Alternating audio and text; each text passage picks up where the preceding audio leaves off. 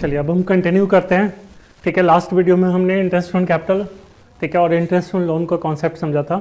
अब हम समझेंगे इंटरेस्ट ऑन ड्राइंग का कॉन्सेप्ट।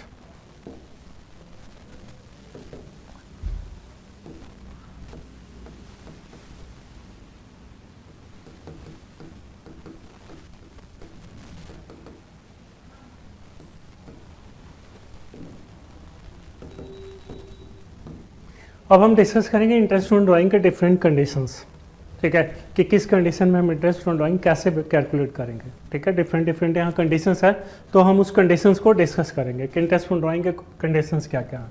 ठीक है, फिर इसको एग्जांपल से थोड़ा इसको समझते हैं। ठीक है, इसको एग्जांपल से हम समझते हैं। इसमें एग्जांपल लेते हैं कि ए और बी पार्टनर है। ठीक है, ए और बी पार्टनर है बिजनेस के अंदर। ठीक है, हम डिस्कस कर रहे हैं किसका कॉन्सेप्ट, इंटरेस्ट ऑन ड्राइंग, यानी डिफरेंट कंडीशन में, ठीक है, ड्राइंग्स पे इंटरेस्ट कैसे निकलेगा। ठीक है, वो हम यहाँ डिस्कस करेंगे। ठीक है, अब यहाँ देखिए ए और बी पार्टनर है। ठीक है, अब इस क्वेश्चन में केस फर्स्ट में ये लिखा हुआ कि A had withdrawn. First condition देखते हैं हम। फर्स्ट कंडीशन में लिखा हुआ A had withdrawn ₹50,000 from the firm. A ने पर्सनल यूज के लिए बिजनेस से पैसा कितना निकाला, 50,000।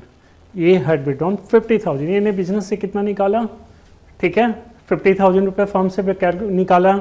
और इसमें लिखा हुआ calculate interest on drawing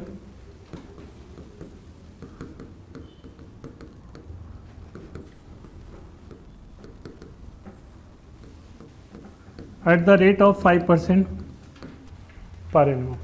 calculate interest on drawing at the rate of 5% पर annum। फर्स्ट कंडीशन हम डिस्कस कर रहे हैं। फर्स्ट कंडीशन में ये दिया हुआ कि ए और बी पार्टनर है। ए ने बिजनेस से फर्म से पैसा निकाला पर्सनल यूज के लिए, कितना, 50,000।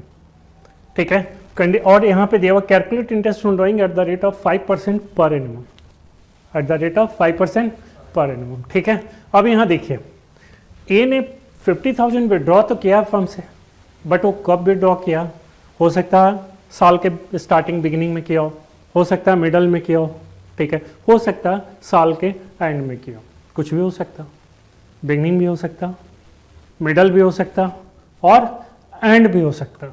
ठीक है, कुछ भी हो सकता। ठीक है, बट यहाँ क्वेश्चन में दिया नहीं, सिर्फ देखो वो पूरे साल में 50,000 रुपये निकाला, कब कितना निकाला है कुछ भी गिवन नहीं है यहाँ क्वेश्चन में। ठीक है, कुछ भी नहीं दिया हुआ। तो हमेशा जब ध्यान रखिए कि इस कंडीशन में जब समय सिंगल अमाउंट दिया हुआ, सिर्फ ये दिया हुआ कि 50,000 रुपये पूरे साल में निकाला है, ना टाइम दिया हुआ ना इसका ब्रेकअप दिया हुआ। हो सकता है कभी 20,000 निकालो, कभी 10,000, कभी फिर 10,000, फिर 10,000, ऐसे भी निकालो। बट यहाँ पे हमें कुछ भी इंफॉर्मेशन गिवन नहीं है। सिंपल सा एक स्ट्रेट यहाँ पे लिखा हुआ कि ये ने कितना विड्रॉ किया, 50,000 रुपये कंपनी से विड्रॉ किया। ये नहीं दिया हुआ कि कब कितना विड्रॉ किया हुआ, एक लम सम अमाउंट दिया हुआ। ठीक है, तो कुछ भी हो सकता, बिगनिंग भी हो सकता है, मिडल भी हो सकता है, एंड भी हो सकता है। इसलिए हम इसको क्या कैलकुलेट करेंगे, एवरेज बेसिस पे। एवरेज बेसिस मतलब कब, जब भी इंटरेस्ट निकलेगा कितने महीने का निकलेगा, 6 मंथ का। तो यहाँ पे हो गया 50,000। 50,000 का कितना रेट ऑफ इंटरेस्ट आप यहाँ क्वेश्चन में गिवन हुआ, क्वेश्चन में कितना दिया हुआ रेट ऑफ इंटरेस्ट, 5%। ठीक है, और मैंने बताया कि अगर एक सिंगल अमाउंट दिया हुआ कि पूरे साल में इतना विड्रॉ किया और कुछ भी इंफॉर्मेशन नहीं दिया हुआ है, तो उस कंडीशन में जब भी निकालेंगे इंटरेस्ट ऑन ड्राइंग, वो कितने महीने का निकलेगा, 6 मंथ का निकलेगा। ये आपको ध्यान रखना। ठीक है, 50,000 का 5% 2500।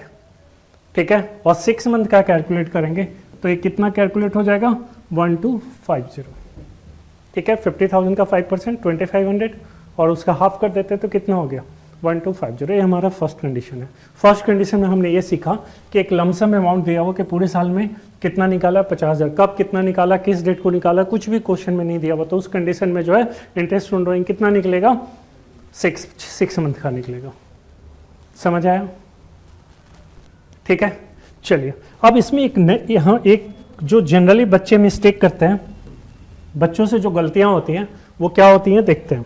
यहाँ पे मैंने लिखा है calculate interest on drawing at the rate of 5% per annum. मैंने लिखा, ये मैंने क्या लिखा हुआ, 5% पर एनम। अब बच्चों से मिस्टेक कहाँ होती है एग्जाम में, ये देखते हैं। जनरली बच्चे क्या मिस्टेक करते हैं कि अब यहाँ पे क्वेश्चन में आपको क्वेश्चन में यहाँ पे लिखा हुआ सिर्फ 5% लिखा हुआ। क्वेश्चन में क्या लिखा हुआ है यहाँ पे, सिर्फ क्वेश्चन में यहाँ पे लिखा हुआ सिर्फ 5%, पर एनम मैंने हटा दिया। ठीक है, क्वेश्चन में क्या लिखा हुआ, calculate interest on drawing at the rate of 5% plus 5%, per annum नहीं लिखा हुआ। ठीक है, तो यहाँ कंफ्यूज नहीं होना, ये साल का 5% नहीं है, ये सीधा 5% है। यानी इस कंडीशन में ये आंसर क्या हो जाएगा, 50,000 का 5% दैट इज 2500। ठीक है, इसमें 6/12 नहीं करेंगे क्योंकि ये 5% यानी फ्लैट 5% आपको दिया हुआ, फिर इसमें मंथ कंसिडर नहीं होगा। ठीक है, तो आपको यहाँ पे ये चीज़ ध्यान रखना, बच्चे जनरली मिस्टेक्स यहीं पे करते हैं। ठीक है, तो ये मिस्टेक्स आपके एग्जाम में ना हो, इसको ध्यान रखना आपको। ठीक है, ये हमारा फर्स्ट कंडीशन था। ठीक है, ये हमारा फर्स्ट कंडीशन था। ठीक है, चलिए अब नेक्स्ट सेकंड कंडीशन में अब हम देखते हैं। सेकंड कंडीशन हम देखते हैं यहाँ पे,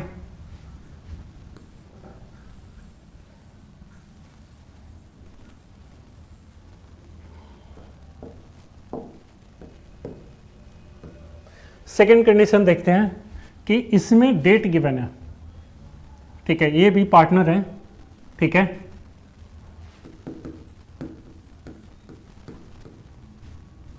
बुक्स हम कब क्लोज कर रहे हैं, 31 मार्च 2020 को।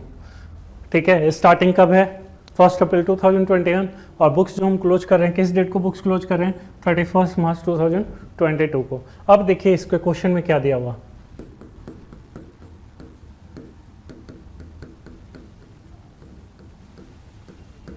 ये नहीं कैसे कैसे विड्रॉ किया, किस किस डेट को कितना अमाउंट विड्रॉ किया हो, ये हम देखते हैं यहाँ पे।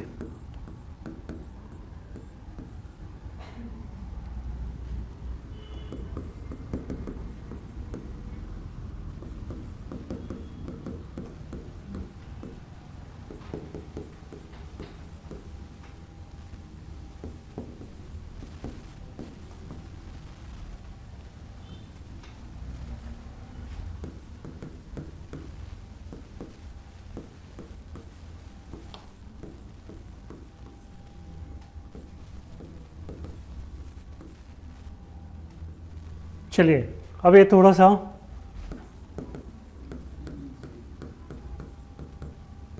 एक कंडीशन हम चेंज करते हैं। इस कंडीशन में हम देखते हैं क्या गिवन है क्वेश्चन के अंदर। क्वेश्चन में दिया हुआ कि ए ने विड्रॉ किया इस डेट को, 1 मई को 5,000, 15 जून को 10,000, ठीक है, 30 नवंबर को 20,000 और 31 जनवरी को 50,000। ठीक है, इन्हें विड्रॉ किया किस किस, इस डेट को विड्रॉ किया। ठीक है, यहाँ पे क्या दिया हुआ, डिफरेंट डेट्स है और डिफरेंट अमाउंट्स है।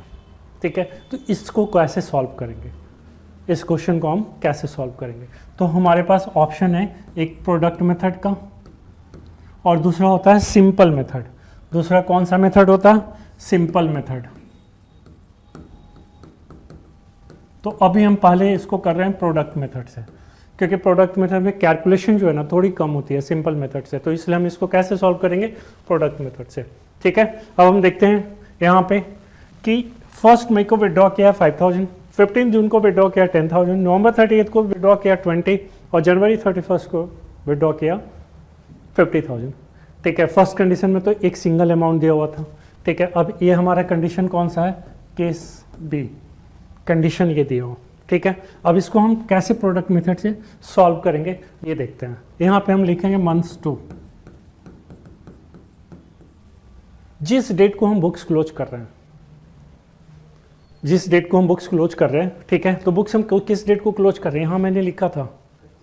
ठीक है, 31 मार्च को हम बुक्स क्लोज कर रहे हैं।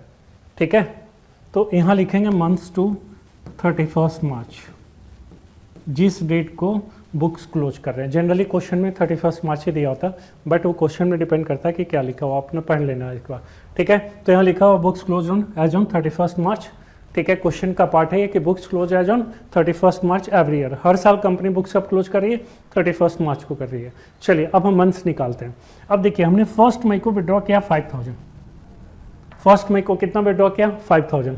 अभी हमें इंटरेस्ट पे करना पड़ेगा 1 मई से लेके 31 मार्च तक का। यहाँ से लेके बुक्स जिस डेट को क्लोज कर रहे हैं उस डेट तक का कितने महीने हो गए ये काउंट कीजिए। ठीक है, 1 मई से 31 मार्च हम काउंट करेंगे तो आप काउंट कीजिए कितने महीने हो गए। ठीक है, 11 मंथ्स होंगे। 1 मई है, ठीक है, ये 1 मई 2021 है और ये है 31 मार्च 2022 जिस डेट को हम बुक्स क्लोज कर रहे हैं। ये डेट ये और ये डेट है जिस डेट को हम विड्रॉ कर रहे हैं मनी। ठीक है, जिस डेट को हम मनी विड्रॉ कर रहे हैं तो 1 मई 2021 को हमने विड्रॉ किया, 31 मार्च तक अगर हम इनकेस काउंट करते हैं तो काउंट कीजिए कितना हो गया 11 मंथ्स। ठीक है, नेक्स्ट हमारा दिया हुआ 15 जून। चलिए थोड़ा सा कॉम्प्लिकेटेड वो हो जाएगा। ठीक है, यहाँ पे कैलकुलेशन ज़्यादा मुश्किल हो जाएगा तो इसको हम ले लेते हैं यहाँ पे 30 जून ले लेते हैं। ठीक है, सिंपल करने के लिए कि फिर डे जाएगा कैलकुलेशन बढ़ेगी। चलिए हमें यहाँ कॉन्सेप्ट समझना है। हमने विड्रॉ कब किया 30 जून को। अब हम देखते हैं 30 जून से 31 मार्च कितने महीने हो गए भाई। जून यहाँ पे लिखा हुआ 30 जून लिखा हुआ, यानी जून तो छोड़ देना, हमें जून से नहीं काउंट करना, हमें काउंट करना है 1 जुलाई से।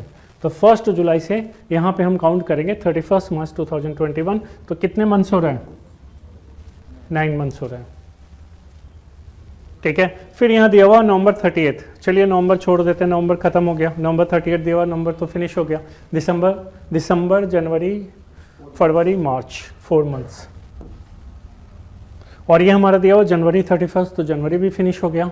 फरवरी मार्च यहाँ पे कितना आएगा 2 मंथ्स। समझ आ गया यहाँ तक।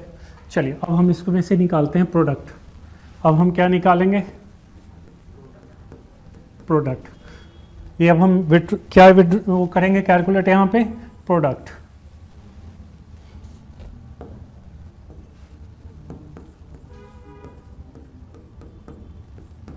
प्रोडक्ट में क्या होता है कि जो अमाउंट लिखा है ना, मंथ्स लिखा, उसको मल्टीप्लाई करना होता है। तो अगर हम मल्टीप्लाई करें तो कितना हो जाएगा यहाँ पे 55। इसको मल्टीप्लाई करेंगे तो कितना हो जाएगा 90,000। इसको मल्टीप्लाई करेंगे तो कितना होगा, और इसको मल्टीप्लाई करेंगे तो कितना होगा। ये हम क्या कर रहे थे, हम इसको मल्टीप्लाई कर रहे थे इन दोनों को ऐसे। ठीक है, ये क्या हो रहा था हमारा मल्टीप्लाई हो रहा था। ठीक है, समझ आ गया यहाँ तक। चलिए अब इसका हमें टोटल करना। अगर हम टोटल करते हैं तो कितना आएगा 5। ठीक है,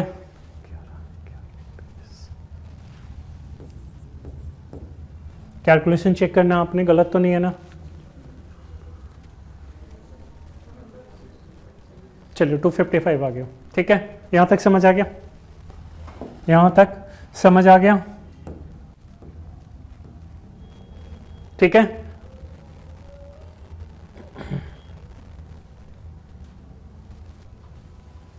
अब हम देखते हैं कि इंटरेस्ट ऑन ड्राइंग कैसे कैलकुलेट करेंगे।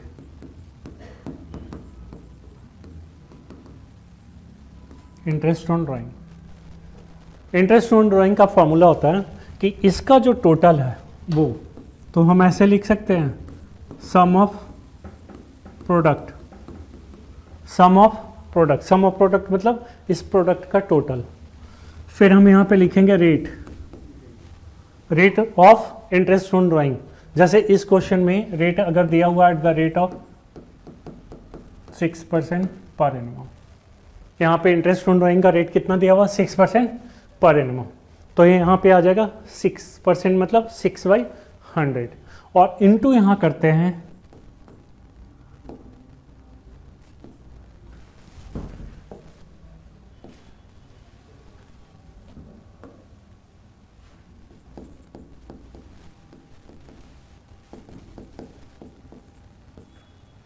देखिए यहाँ मैंने लिखा sum of product into rate of interest on drawings. ठीक है, स्पेस की